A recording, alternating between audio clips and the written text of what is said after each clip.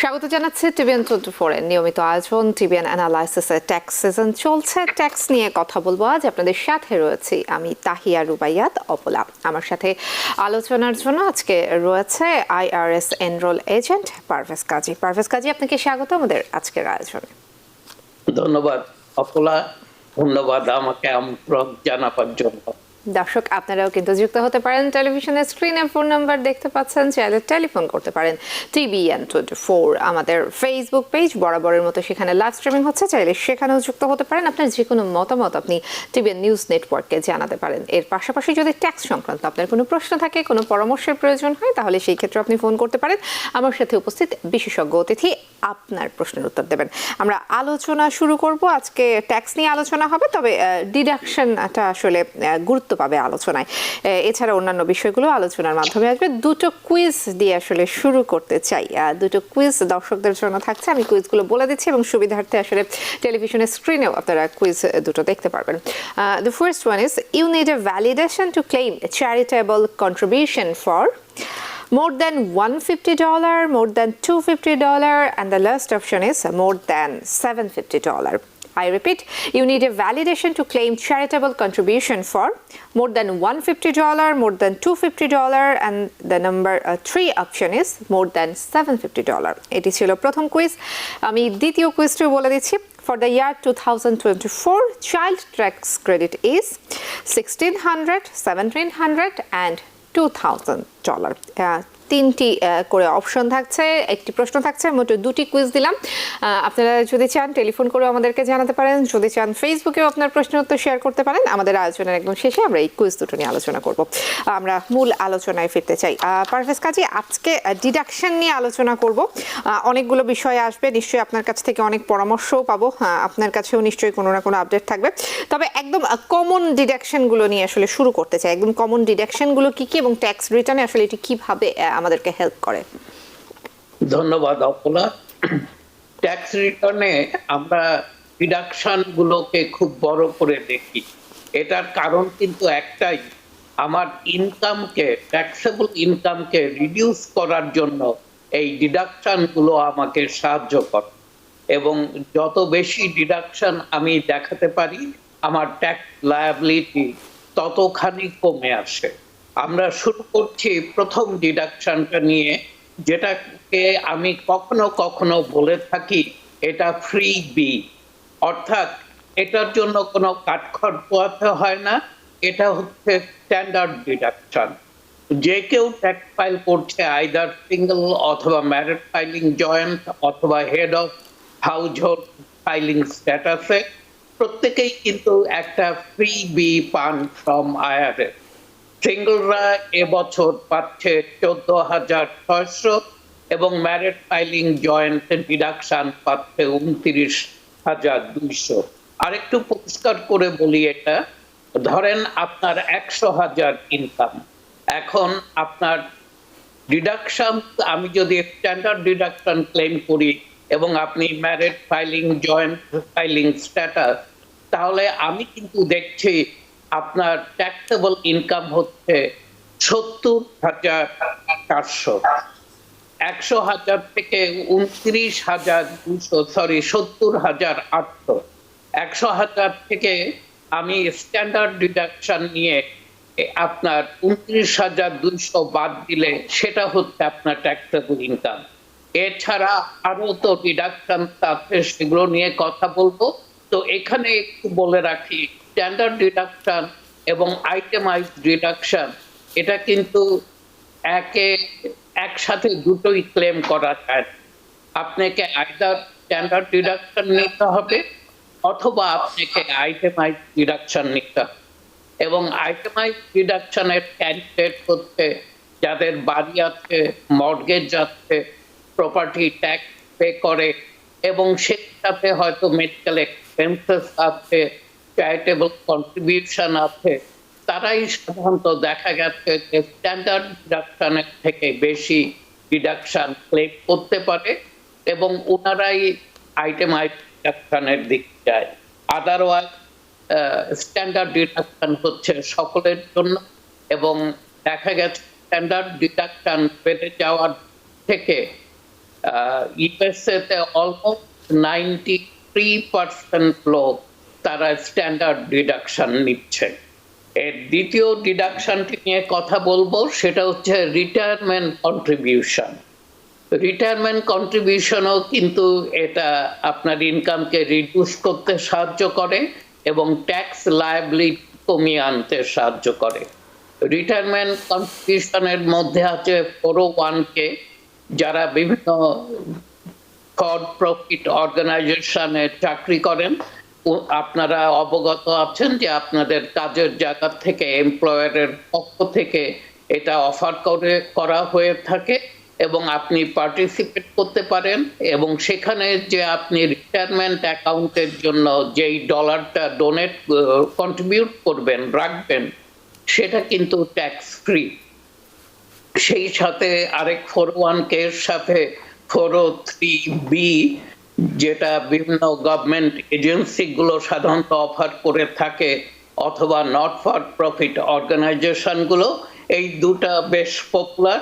সেটার পাশাপাশি আছে individual retirement account, traditional IRA.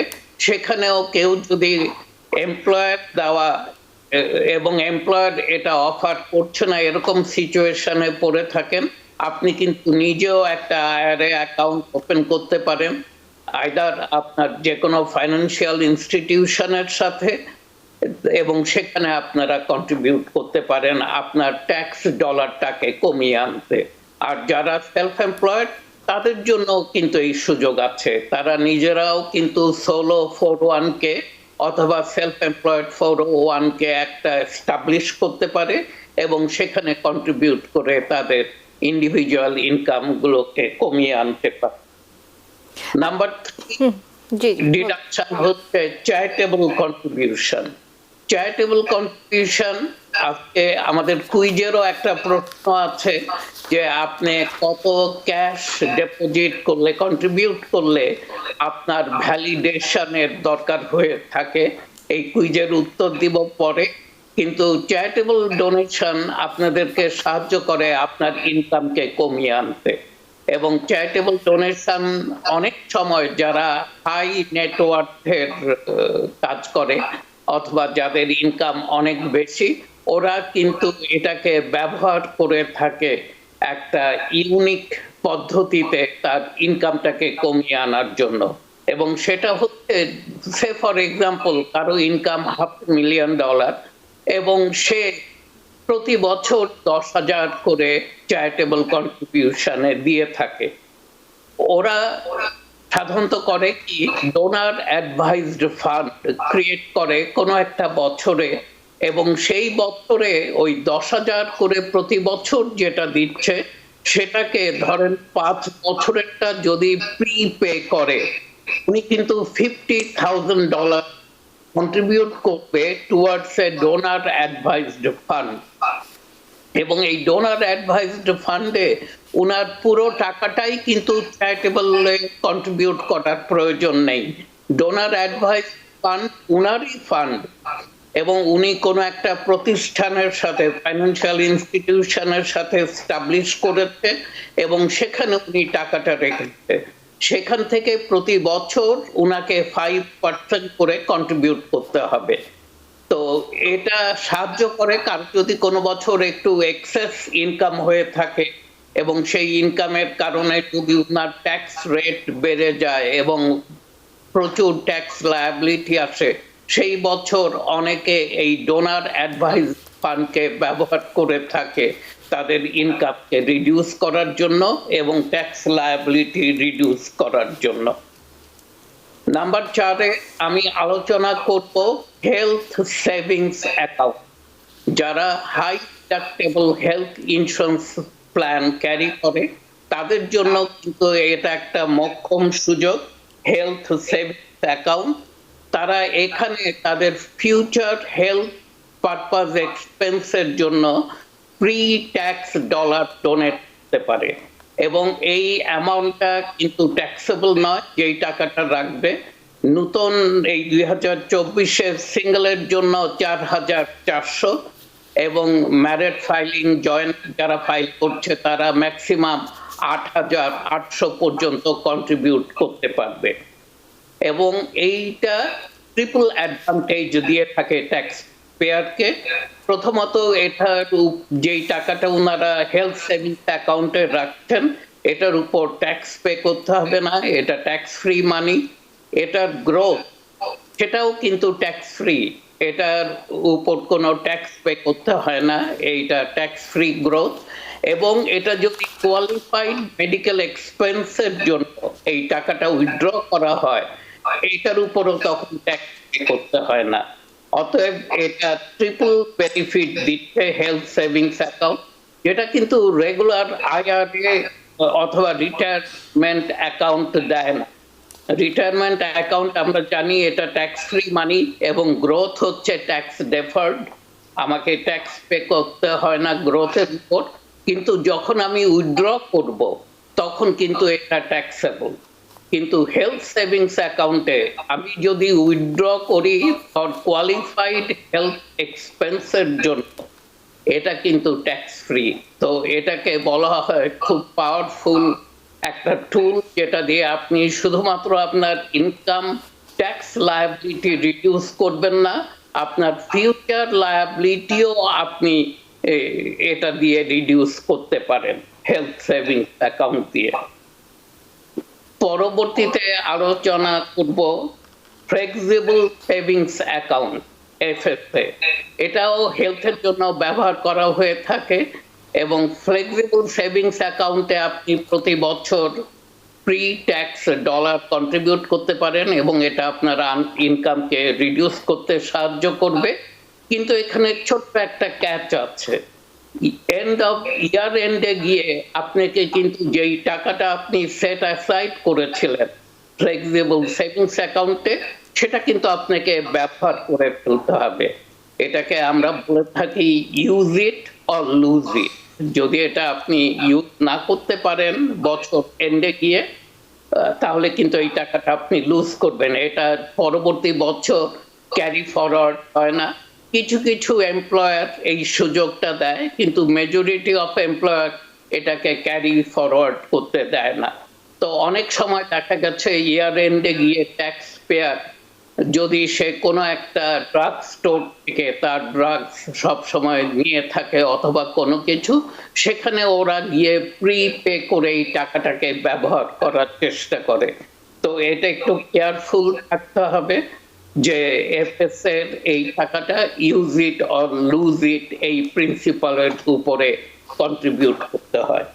FS a child care অথবা অ্যাডাল্ট কেয়ার একটা বেনিফিট আছে, এটা আপনি আপনার এমপ্লয়ারের সাথে সেট আপ করবেন এবং আপনি প্রতি বছর ম্যাক্সিমাম $5,000 আপনি চাইল্ড কেয়ারের জন্য প্রি ট্যাক্স ডলার কন্ট্রিবিউট করতে পারবেন এবং সেটা কিন্তু কোয়ালিফাইড ইউজ হতে হবে বলতে আমরা মিন করছি যে আপনার চাইল্ডের বেবিসিটারের পিছনে, ডে কেয়ারের পিছনে, নার্সারির পিছনে, আফটার স্কুল প্রোগ্রামের পিছনে, অথবা যদি অ্যাডাল্ট কেউ থেকে থাকে আপনার ফ্যামিলিতে তাকে আপনাকে টেক কেয়ার করতে হয়, তো সেই অ্যাডাল্ট কেয়ারের জন্য সেই টাকাটা খরচ হতে হবে। এফএসএ চাইল্ড কেয়ার অথবা অ্যাডাল্ট কেয়ার বেনিফিটটা ভেরি অ্যাট্রাকটিভ। অনেকেই যারা ডাব্লিউ2 কাজ করছে এবং হাজব্যান্ড ওয়াইফ দুজনেই কাজ করে অথবা একজন কাজ করছে এবং আরেকজন ফুল টাইম স্টুডেন্ট, তারা শুধুমাত্র এই বেনিফিটটা নিতে পারে। কিন্তু বাসায় যদি ধরেন এক স্পাউস কাজ করছে আরেক স্পাউস কাজ করে না, তখন কিন্তু এই বেনিফিটটা নেওয়া যায় না, এফএসএ চাইল্ড কেয়ার অথবা অ্যাডাল্ট কেয়ার বেনিফিটটা। এর পরবর্তীতে আলোচনা করব ক্যাপিটাল লস নিয়ে। এটা ভেরি ইন্টারেস্টিং টুল এবং আমরা অনেকে এটাকে প্রপারলি ব্যবহার করি এবং অনেকেই এটা ব্যবহার করতে ব্যর্থ হই। অনেক সময় দেখা গেছে যে যখন ট্যাক্স ফাইল করি অনেকেই 1099B ফর্মটা নিয়ে আসছে স্টকস বাই অ্যান্ড সেলের উপরে, কিন্তু দেখা গেছে তার হয়তো $50,000 লস, কিন্তু সেই লসটা উনি দেখাতে পারতেন না। এর অর্থ হচ্ছে উনি স্টকগুলোকে সেল করার পর 30 days যে একটা ওয়েট টাইম আছে, সেই 30 দিন অপেক্ষা করে নাই, তার আগেই উনি স্টকগুলোকে বাইব্যাক করেছেন। অতএব উনি যে লসে সেল করেছেন, সেই লসটা যদি উনি ক্যাপিটালাইজ করতে পারতেন, উনি যদি ধরে রাখতে পারতেন মোর দেন 30 days, তাহলে এই স্টক পোর্টফোলিও পরবর্তীতে উনাকে কোনো গেইনের ট্যাক্স লায়াবিলিটি থেকে সেভ করতো। লস আমরা জানি দ্যাট নট সুইট, কিন্তু ট্যাক্সের ব্যাপারে লস কিন্তু সুইট। এটা আপনাকে ইনকাম রিডিউস করতে সাহায্য করে। জি, এবং যখন আমি একটু আপনাকে থামাতে চাই, আমি আবারও আসবো আপনার কাছে, ঠিক এই জায়গাতে আসবো, তবে তার আগে একজন দর্শক অনেক সময় ধরে আমাদের জন্য অপেক্ষা করছেন, তার প্রশ্নটি আগে নিয়ে আসি। দর্শক কে হ্যালো, আছেন আসসালামু সাথে? আলাইকুম। জি, ওয়ালাইকুম আসসালাম। আচ্ছা, আমি একটু জানতে চাচ্ছিলাম ওনার কাছ থেকে যে নতুন যারা আসছে, ধরেন 3 মাস হয়েছে ফ্যামিলি নিয়ে, তাদের কোনো ট্যাক্স ফাইল বা কোনো কিছু করার কোনো কিছু প্রয়োজন আছে কি? কারণ কোনো অ্যাপ্লিকেশন করলে, জব এখনো পায় নাই, কিন্তু কোনো অ্যাপ্লিকেশন করলে দেখা যাচ্ছে যে অনেকটা সিকিউরিটি চেকে গিয়ে ওই ট্যাক্স ফাইলে কোনো কিছু পায় না, বলে তোমার কোনো হিস্টোরি নাই। তো এমন অবস্থায় কোনো ধরনের কোনো ট্যাক্স ফাইল করা যায় কিনা? ওনারা আসছেন হাজবেন্ড ওয়াইফ এবং 2 বাচ্চা, 12 বছরের নিচে। এখন তাদের করণীয় কি? ধন্যবাদ ভাই, ধন্যবাদ এই প্রশ্নের জন্য। এটা প্রতিদিন আমরা ফেস করি এই ধরনের প্রশ্ন। আমি খুব স্বাভাবিকভাবেই বলে থাকি যে আপনার কোনো ইনকাম নেই, আপনাকে কিন্তু ইনকাম ট্যাক্স ফাইল করার কোনো প্রয়োজন নেই। আর আপনি বলছেন ফ্যামিলি আসছে 3 মাস আগে, এখনো কাজ পাননি, তো উনাদের ট্যাক্স ফাইল করার তো দরকারই নাই। আপনারা ট্যাক্স ফাইল করবেন ইনশাল্লাহ নেক্সট ইয়ার, অর্থাৎ 2025-এর ফাইলগুলো আমরা যখন করব। কিন্তু আপনার ক্রেডিট হিস্ট্রি বিল্ড করার জন্য আপনাকে ট্যাক্স ফাইল করতে হবে, এটা সঠিক না। আপনাকে করতে হবে না। ক্রেডিট হিস্ট্রির জন্য আপনি যেটা করতে পারেন, আপনি যে কোনো ব্যাংকে, যেই ব্যাংকে আপনার অ্যাকাউন্ট আছে, তাদেরকে আপনি বলতে পারেন যে আপনাকে একটা প্রিপে অথবা এটার নামটা আমি ভুলে গেলাম, ব্যাংক আপনাকে একটা ডেবিট কার্ড দিতে পারে ইনিশিয়ালি, এবং আপনি যে কোনো কিছু চার্জ করবেন অটো ডেবিট হয়ে যাবে অ্যাকাউন্ট থেকে। এইভাবে গ্র্যাজুয়ালি আপনাকে ক্রেডিট বিল্ড করতে হবে। ইনিশিয়ালি ক্রেডিট বিল্ডিং এ আমি জানি অনেক বেগ পেতে হয়, অনেক বাধা থাকে, সবাই হিস্ট্রি খুঁজে। এখন আপনি নতুন এই দেশে হিস্ট্রি দিবেন কিভাবে?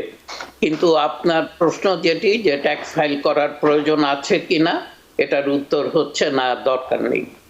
জি, পারভেজ কাজী, আমরা আমাদের আলোচনা আরো চালিয়ে নিয়ে যাব, তবে একটু বিরতির সময় হয়ে গেছে। অবশ্যই সঙ্গেই থাকবেন দর্শক, আপনারাও সঙ্গেই থাকুন। টিভি অ্যানালাইসিসে নিচ্ছি ছোট্ট একটি বিরতি। বিরতির পর আবারও স্বাগত জানাচ্ছে টিভি অ্যানালাইসিসে। ট্যাক্স নিয়ে আমরা কথা বলছি। IRS এনরোল এজেন্ট পারভেজ কাজী আমার সাথে আজকে স্টুডিওতে যুক্ত আছেন।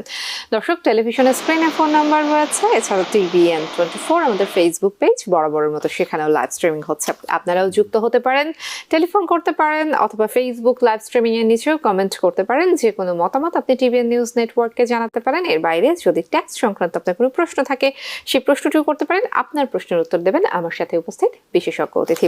আবার আলোচনা শুরু করব। পারভেজ কাজী, বিরতিতে যাবার আগে আপনি ডিডাকশন নিয়ে কথা বলছিলেন, আমি আপনাকে মাঝখানে থামিয়ে দিয়েছিলাম, আমাদের টেলিফোন এসেছিল এবং সেই সাথে বিরতিরও সময় হয়ে গিয়েছিল। আমি আবারও সেখান থেকেই শুরু করতে চাই। জি, আমরা ক্যাপিটাল লস নিয়ে কথা বলছিলাম। ক্যাপিটাল লস আমরা কম বেশি সকলেই বুঝি যে ক্যাপিটাল অ্যাসেট আমরা যদি বিক্রি করে থাকি এবং সেই বিক্রি করে যেই লসটা আমরা সাফার করি, সেই লসটাকে আমরা কিন্তু ডিডাকশন হিসেবে দেখাতে পারি আমাদের ট্যাক্স ফাইলে।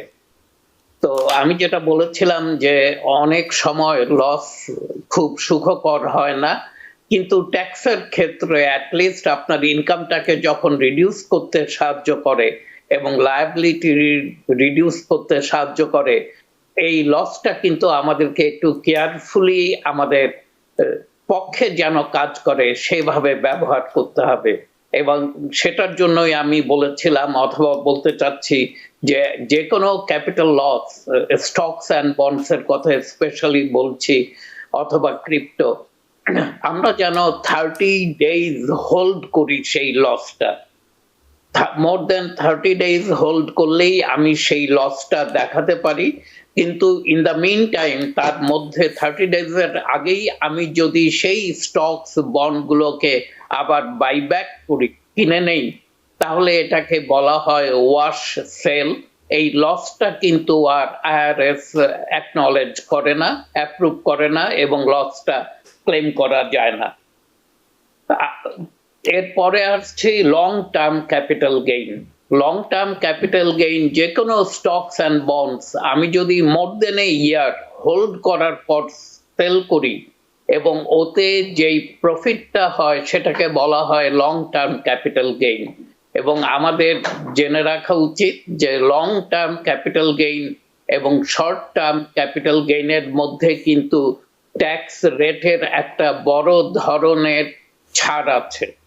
অতএব আমরা যদি লং টার্ম ক্যাপিটাল গেইনের সুযোগটা নিতে পারি, অনেক ইনকাম থ্রেশহোল্ডে লং টার্ম ক্যাপিটাল গেইন কিন্তু ট্যাক্সেবল নয়।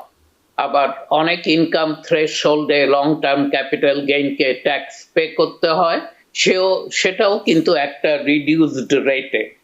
আরেকটা জিনিস আমি এখানে উল্লেখ করতে চাই যে সেটা হচ্ছে 1099B ফর্মটা। আমরা যারা স্টকস অ্যান্ড বন্ডস নিয়ে ডিল করি, আমরা মোরলেস সকলেই জানি এই 1099B এন্ড অফ জানুয়ারি অথবা ফেব্রুয়ারির মাঝামাঝির দিকে ইস্যু হয়ে থাকে।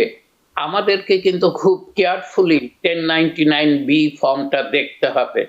1099B তে সাধারণত কোনো একটা পার্টিকুলার স্টক আমরা কবে কিনেছি এবং আমার কস্ট প্রাইস কত ছিল এবং কবে বিক্রি করলাম এবং কত প্রাইসে বিক্রি করলাম লেখা হয়ে থাকে। অনেক সময় আমি দেখেছি এখানে ছোট টাইপিং এররের জন্য অথবা কোনো একটা মিস্টেকের জন্য অনেক ট্যাক্স পেয়ারকে বেশ ভোগান্তি পেতে হয়েছে। যেমন দেখা গিয়েছিল, আমি একটা উদাহরণ দিচ্ছি, যে একজন ট্যাক্স পেয়ার উনি 1099B পেয়েছেন, উনাকে একটা স্টক দেখানো হচ্ছে উনি কিনেছেন, কিন্তু কত প্রাইসে কিনেছেন কস্ট বেসিসটা ওখানে দেওয়া নাই, ওই জায়গাটা ছিল ব্ল্যাঙ্ক। এর অর্থ হচ্ছে উনি $0 ওটা কিনেছিলেন এবং উনি ধরেন বিক্রি করেছে $5000। তো এন্টায়ার 5000 কিন্তু উনার গেইন, এবং 5000 এর উপর ট্যাক্স পে করতে হবে। কিন্তু ইনফ্যাক্ট দেখা গেল ওটা উনি কিনেছিলেন $4690, ওই জায়গাটা ব্ল্যাঙ্ক ছিল। তো পরে আমি এটা নোটিশ করার পর উনাকে যখন জানালাম, উনি তখন উনার 1099B, এটা রবিনহুড ছিল আমার যতখানি মনে পড়ে, তাদের সাথে যোগাযোগ করলো এবং ওরা উনাকে পরবর্তীতে একটা কারেক্টেড 1099B ইস্যু করলেন। এবং সেই কারণে উনি সেই যাত্রা একটা বিরাট লায়াবিলিটি থেকে বেঁচে গেলেন। অতএব এই জিনিসটা আমাদের খেয়াল রাখতে হবে। আর স্টকস অ্যান্ড বন্ডসে আমরা যারা ডিল করি, আমরা অনেকেই মার্জিন ইন্টারেস্ট পে করে থাকি। মার্জিন ইন্টারেস্ট কিন্তু ট্যাক্স ডিডাক্টেবল, এটা আমাদেরকে জানতে হবে। আর সেই সাথে স্টুডেন্ট লোন ইন্টারেস্টও $2500 পর্যন্ত, $2500 পর্যন্ত এটাকে আমরা অ্যাবাভ দ্য লাইন ডিডাকশন নিতে পারি। এটাও একটা ডিডাকশন যেটা আমাদের লায়াবিলিটিকে নামিয়ে আনে। আরেকটা হচ্ছে 529 কলেজ প্ল্যান। যাদের শিশু আছে অথবা বাচ্চারা আছে, তাদের জন্য কলেজের জন্য টাকা কিছু এক্সট্রা সেভ করতে চায় কলেজের জন্য। এটা যদিও ফেডারেল ট্যাক্স রিডিউস করতে সাহায্য করে না, কিন্তু এটা স্টেট ভিত্তিক। অনেক স্টেট এটাকে কিন্তু আপনার ট্যাক্স রিডিউস করতে সাহায্য করে। তবে এখানে বলে রাখি, ক্যালিফোর্নিয়া কিন্তু 529 কলেজ প্ল্যানকে রিকগনাইজ করে না, কিন্তু নিউ ইয়র্ক স্টেটে অথবা নিউ জার্সি পার্শ্ববর্তী এখানে 529 কলেজ প্ল্যান আপনার স্টেট ট্যাক্সের লায়াবিলিটি রিডিউস করতে সাহায্য করে। এবং ট্যাক্সের এই ডিডাকশনের সময় একটা কথা বারবার আমি আমার ক্লায়েন্টদেরকে বলে থাকি, যারা এন্ড আপ করে ফাইলিং এর পর বেশ বড় রকমের ট্যাক্স পে করতে হয়, তাদেরকে বলি যে আপনার W4টা আপনারা একটু রিভিজিট করেন, HR এর সাথে কথা বলেন, W4 এর ইনফরমেশনকে চেঞ্জ করেন, যেহেতু এন্ড অফ দ্য ইয়ারে ট্যাক্স ফাইল করে অনেকেই পে করতে পছন্দ করে না। যদিও বটম লাইন ইজ সেম, মানে আপনার টাকাই আপনি ফেরত পান অথবা আপনি পে করছেন। যারা মোটামুটি মিডল ইনকাম লেভেলে আছে, চাইল্ড ট্যাক্স ক্রেডিট অথবা আর্নড ইনকাম ট্যাক্স ক্রেডিট যাদেরকে বড় অঙ্ক ফেরত দেয় না, তাদের জন্য স্পেশালি আমি বলে থাকি যে আপনার W4টাকে ফিক্স করার সময় এখন। আপনি W4 নিয়ে বসেন HR এর সাথে, এবং কোনো এক্সেমশন যদি বেশি দেখিয়ে থাকেন ওটাকে কমিয়ে আনেন, যেন বছর শেষে আপনাদেরকে পে করতে না হয়। আরেকটা ডিডাকশন, এটা সকলের জন্য নয়, কারো যদি রেন্টাল ইউনিট থাকে এবং সেই রেন্টাল ইউনিটে যদি 14 দিন অর লেস ভাড়া দিয়ে থাকেন উনি, এবং তারপর যদি ওটা নিজেই অকুপাই করেন, সেই পুরো রেন্টাল ইনকামটা কিন্তু ট্যাক্স ফ্রি। এটাকে মিনিমাল রেন্টাল রুলস বলা হয়ে থাকে, রেন্টাল ইউজ রুল। এই রুলের অধীনে গিয়ে এই ইনকামটা আপনাকে শো করতে হয় না, এবং এটা আপনি পুরোটাই ট্যাক্স ফ্রি, আপনি বিনা ট্যাক্সে এটাকে ব্যবহার করতে পারেন। এই ছিল মূল ডিডাকশন গুলো আজকে। সাধারণত যে কেউ যে কোনো ফাইলার এগুলোকে ক্লেম করতে পারে, এবং তারা যদি একটু সূক্ষ্মভাবে এটা নিয়ে কাজ করে এবং তার পরিকল্পনায় থাকে, তাহলে এটা কিন্তু এই ডিডাকশন গুলো তাকে বেশ ট্যাক্স লায়াবিলিটি রিডিউস করতে সাহায্য করবে। জি, পারভেজ কাজী, আমরা একদম শেষ পর্যায়ে চলে এসেছি। দুটো ট্যাক্স কুইজ আমরা দর্শকদেরকে আয়োজনের শুরুতে দিয়েছিলাম, সেই কুইজ দুটো সম্পর্কে একটু আপনার কাছ থেকে শুনবো। ধন্যবাদ। দুটো কুইজ ছিল আজকে। প্রথম কুইজটি ছিল যে আমরা যে চ্যারিটেবল ডোনেশন করে থাকি, ক্যাশ ডোনেট করে থাকি, সেটা ভ্যালিডেশনের একটা রিকোয়ারমেন্টস আছে IRS এর ক্যাশ ডোনেশনের জন্য। সেটা হচ্ছে, প্রথম ছিল A $150, B $250, C ছিল $750। কোনটা কারেক্ট অ্যান্সার? এবং ভ্যালিডেশন হচ্ছে আপনার একটা রিসিট রাখতে হবে ফ্রম দ্য ডোনার কোম্পানি, যাকে আপনি ডোনেট করলেন তারা আপনাকে রিসিট দিবে, এবং তারা আপনাকে একটা চিঠিও দিবে থ্যাংক ইউ জানিয়ে, ধন্যবাদ জানিয়ে ফর ইউর ডোনেশন। এই ভ্যালিডেশনটা দরকার হয় if it is 250 or more. অতএব বি হচ্ছে কারেক্ট অ্যান্সার এখানে, যে আপনার $250 অথবা এর অধিক যদি হয়ে থাকে। এটা 2024-এ কিন্তু $250 করা হলো। তো এখন থেকে এটা মাথায় রাখবেন যে 250 অর মোর যদি আপনার ক্যাশ কন্ট্রিবিউশন হয়ে থাকে নট ফর প্রফিট অর্গানাইজেশন গুলোতে, তাদের কাছ থেকে আপনি রিসিট নেবেন এবং একটা চিঠিও নেবেন। আর 2 নম্বর কুইজটি ছিল চাইল্ড ট্যাক্স ক্রেডিট। এটা কত? এটা A ছিল 1600, B ছিল 1700, আর C ছিল 2000। চাইল্ড ট্যাক্স ক্রেডিটটা কত? এটা উত্তর হচ্ছে C, 2000 চাইল্ড ট্যাক্স ক্রেডিট। আমরা যাদের, যদিও এটা ফেজ আউট হয়ে যায় ইনকাম বেড়ে গেলে অথবা বাড়তি ইনকামের দিকে গেলে, কিন্তু আমার আপনার জন্য এটা হচ্ছে $2000 চাইল্ড ট্যাক্স ক্রেডিট। আমি শেষ করার আগে, ঈদের আগে হয়তো আর দেখা হবে না অপলা দর্শকদের সাথে, তো আমি সকলকে ঈদ মোবারক এবং ঈদের শুভেচ্ছা জানিয়ে রাখছি। জি, পারভেজ কাজী, টিভিএন নিউজ নেটওয়ার্কের পক্ষ থেকে আপনাকে ঈদের অসংখ্য শুভেচ্ছা। ধন্যবাদ। দর্শক, আপনাদেরকে তো ঈদের শুভেচ্ছা শুধুমাত্র আজকে না, আগামী কয়েকদিন ধরে দিব, এবং ঈদের জন্য কিন্তু অনেক স্পেশাল প্রোগ্রাম এবং অনেক স্পেশাল আয়োজন আপনাদের জন্য আছে। টিভিএন নিউজ নেটওয়ার্কের সাথেই সবসময় থাকবেন। আজকে ছিল এ পর্যন্তই। টিভিএন 24 টেলিভিশন দেখতে আজই কল করুন 7187776556। লগ ইন করুন www.totalcablebd.com। নিউ ইয়র্ক থেকে সম্প্রচারিত টিভিএন 24 টেলিভিশন বিশ্বজুড়ে বাঙালির কণ্ঠস্বর।